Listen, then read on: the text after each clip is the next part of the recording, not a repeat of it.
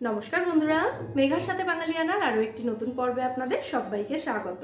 আশা করি আপনারা সবাই খুব ভালো আছেন এবং সুস্থ আছেন। গরমকালে সবজি বলতে বাজারে সেই ঝিঙে, পটল এবং ঢ্যাঁড়স। তাই এগুলোকেই যদি একটু ঘুরিয়ে ফিরিয়ে রান্না করা যায় তাহলে অরুচিও হবে না এবং একঘেয়েও লাগবে না। চলুন আজ তাহলে ঝিঙে দিয়ে একটা অন্যরকম রেসিপি দেখে নেওয়া যাক। ঝিঙে সাধারণত আমরা পেঁয়াজ রসুন ছাড়াই রান্না করি, তবে আজকে পেঁয়াজ রসুন দিয়েই এই ঝিঙের প্রিপারেশনটা আমি তৈরি করে দেখাবো। গরম ভাতের সাথে এর কিন্তু জুড়ি মেলা ভার। যাই হোক, প্রথমে কড়াই গরম করে আমি 2.5 টেবিল চামচ মতো সর্ষের তেল দিয়েছি। তেলটা ভালো করে গরম হয়ে গেলে আগে থেকে নুন হলুদ মাখিয়ে রাখা চিংড়ি মাছ দিয়ে এগুলোকে হালকা করে ভেজে তুলে নেব। খুব বেশিক্ষণ ভাজবো না, ম্যাক্সিমাম 1 থেকে 1.5 মিনিট পর্যন্ত ভেজে নিয়ে চিংড়ি মাছগুলোকে তুলে নেব কড়াই থেকে। চিংড়ি মাছগুলো ভাজা হয়ে গেছে, তো এবার এগুলোকে আমি তেল ঝরিয়ে তুলে নিচ্ছি কড়াই থেকে। আর বাকি যেটুকু তেল কড়াইতে রয়েছে সেটুকু দিয়েই কিন্তু বাকি রান্নাটা হয়ে যাবে। তো বাকি তেলের মধ্যে আমি দিয়ে দিলাম ফোড়নের জন্য একটা শুকনো লঙ্কা এবং 1/2 চা চামচ মতো কালো জিরে। কালো জিরে আর শুকনো লঙ্কাটা একসাথেই রেখেছিলাম, সেই জন্য শুকনো লঙ্কার কয়েকটা দানা কালো জিরের মধ্যে মিশে গেছিলো। যাই হোক, ফোড়নটাকে ভালো করে ভেজে নিয়ে এর মধ্যে 1 টেবিল চামচ মতো রসুন কুচি দিয়ে দিলাম। 6 থেকে 7 কোয়া রসুনকে থেতো করে আমি কুচিয়ে নিয়েছি। তো রসুনের কালারটা হালকা ব্রাউন হওয়া পর্যন্ত রসুনটাকে ভালো করে ভেজে নিয়ে তারপর এর মধ্যে দিয়ে দিতে হবে ঝিরিঝিরি করে কেটে রাখা পেঁয়াজ। আমি এখানে একটা মাঝারি সাইজের পেঁয়াজ ব্যবহার করেছি। পেঁয়াজটাকেও হালকা করে একটু ভেজে নিতে হবে। দেখুন, পেঁয়াজের কালারটা হালকা চেঞ্জ হতে শুরু করেছে, মানে পেঁয়াজটা হালকা করে ভাজা হয়ে গেছে। তো এবার এর মধ্যে আমি দিয়ে দেব কেটে রাখা আলু এবং ঝিঙেটা। এখানে আমি একটা মাঝারি সাইজের আলু ডুমো টুকরো করে কেটে নিয়েছি এবং ঝিঙে নিয়েছি 400 গ্রাম। আলু এবং ঝিঙেটা দেওয়ার পর গ্যাসের ফ্লেমটা মিডিয়াম টু হাইতে রেখে এগুলোকে হালকা করে একটু ভেজে নিচ্ছি। লো ফ্লেমে ভাজতে গেলে কিন্তু ঝিঙে থেকে জল ছেড়ে যাবে এবং ঝিঙে আলু কোনোটাই ভালো মতো ভাজা যাবে না। তো মিডিয়াম টু হাই ফ্লেমে রেখে ঝিঙে এবং আলু দুটোকেই আমি হালকা করে ভেজে নিয়েছি। তারপর এর মধ্যে দিয়ে দিচ্ছি একটা মাঝারি সাইজের টমেটোটাকে আমি মিহি করে কুচিয়ে দিয়েছি। আর দিয়ে দিচ্ছি স্বাদ অনুযায়ী চেরা কাঁচা লঙ্কা। যে যেমন ঝাল খেতে পছন্দ করেন অবশ্যই কিন্তু কাঁচা লঙ্কার পরিমাণটা সেই হিসেবেই দেবেন। কেউ কম ঝাল খেতে পছন্দ করলে কম দিতে পারেন, বেশি পছন্দ করলে বাড়িয়ে নিতে পারেন।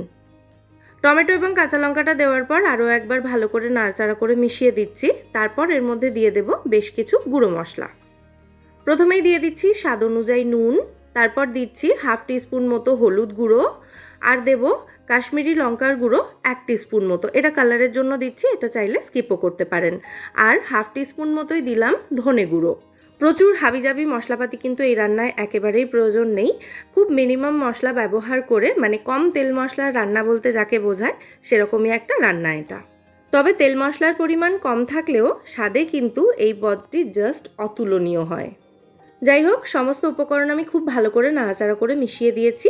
এবার কড়াইটাকে ঢাকা দিয়ে লো টু মিডিয়াম ফ্লেমে এটাকে কিছুক্ষণ রান্না হতে দেব, মানে একটু কষিয়ে নেব আর কি। তো লো টু মিডিয়াম ফ্লেমে রেখে মোটামুটি 7-8 মিনিট মতো ঝিঙে এবং আলুর সাথে সমস্ত কিছুকে আমি ভালো করে কষিয়ে নিয়েছি এবং কষাতে কষাতে কিন্তু আলু ঝিঙে দুটোই প্রায় সেদ্ধ হয়ে এসেছে। দেখুন, আমি চেক করে নিলাম, আলু কিন্তু একেবারে সফট হয়ে গেছে। তো এবার চাইলে কেউ এর মধ্যে সামান্য একটু জল দিতে পারেন গ্রেভির জন্য, তবে অবশ্যই জলটা এখানে গরম করে ব্যবহার করতে হবে। আমি মাইক্রোওয়েভ ওভেনে 30 সেকেন্ডস মতো সময় দিয়ে জলটাকে গরম করে এখানে ব্যবহার করছি। তো দেখুন, জলটা দেওয়ার পর এটা মানে গ্রেভিটা ফুটতে শুরু করেছে। তো এবার এর মধ্যে দিয়ে দেব আমি সামান্য একটু মিষ্টি এবং একটু গরম মশলা গুঁড়ো। মিষ্টি মোটামুটি ওই 1/2 টিস্পুন মতো দিচ্ছি, আর খুব সামান্য পরিমাণে দিয়েছি গরম মশলা গুঁড়ো। আর সবশেষে এর মধ্যে দিয়ে দেব আমি ভেজে রাখা চিংড়ি মাছটা, তবে তার আগে একটু নাড়াচাড়া করে মিশিয়ে দিচ্ছি। গ্রেভি কিন্তু আমি খুব বেশি রাখিনি, আবার একদম শুকনো শুকনোও করিনি, হালকা একটু গ্রেভি রেখেছি, মানে ওই মাখা মাখা টাইপের আর কি। তো সবশেষে এবার ভেজে রাখা চিংড়িগুলো দিয়ে দিচ্ছি। কেউ চাইলে এই রান্নাটা কিন্তু চিংড়ি ছাড়াও করতে পারেন, সেটাও কিন্তু খেতে ভীষণ ভালো লাগে। আর চিংড়ির পরিমাণটা আমি এখানে মেনশন করলাম না, যার যেমন পছন্দ চিংড়িটা সেই হিসাবে বেশি বা কম পরিমাণে দিতে পারেন। তো কড়াইটাকে ঢাকা দিয়ে আবারও জাস্ট 2 মিনিটের জন্য এটাকে আমি রান্না করে নিয়েছি মিডিয়াম ফ্লেমে, এবং আমাদের ঝিঙে চিংড়ি এখানে একেবারে রেডি। রেসিপিটা আপনাদের কেমন লাগলো সেটা কিন্তু অবশ্যই আমায় কমেন্টে জানাবেন। আর যদি ভালো লেগে থাকে ভিডিওটাকে বরাবরের মতো একটা লাইক এবং শেয়ার করে দেওয়ার অনুরোধ রইল। তো এই সময় গ্যাসের ফ্লেমটা আমি অফ করে দিলাম এবং কড়াইটাকে ঢাকা দিয়ে 10-15 মিনিট এটাকে স্ট্যান্ডিং টাইমে রেখে তারপর সার্ভ করব। গরম গরম ভাতের সাথে তো সেরা লাগে, সেটা আমি আগেই বললাম। কেউ চাইলে এটা রুটির সাথেও সার্ভ করতে পারেন। আর এরকমই সব নিত্য নতুন রেসিপি পাওয়ার জন্য আমার চ্যানেল মেঘার সাথে বাঙালিয়ানাকে সাবস্ক্রাইব করে নিতে কিন্তু একদম ভুলবেন না। পাশে থাকা বেল আইকনটা ক্লিক করে অল নোটিফিকেশন অপশানটাও অবশ্যই ক্লিক করে দেবেন, সমস্ত রেসিপি ভিডিওর আপলোড নোটিফিকেশন সবার আগে পাওয়ার জন্য। তাহলে আজকের মতো এখানেই বিদায় নিচ্ছি। আবার দেখা হবে পরের পর্বে নতুন কোনো রেসিপির সাথে। সবাই সুস্থ থাকবেন, ভালো থাকবেন এবং সবাইকে খুব ভালো রাখবেন। নমস্কার।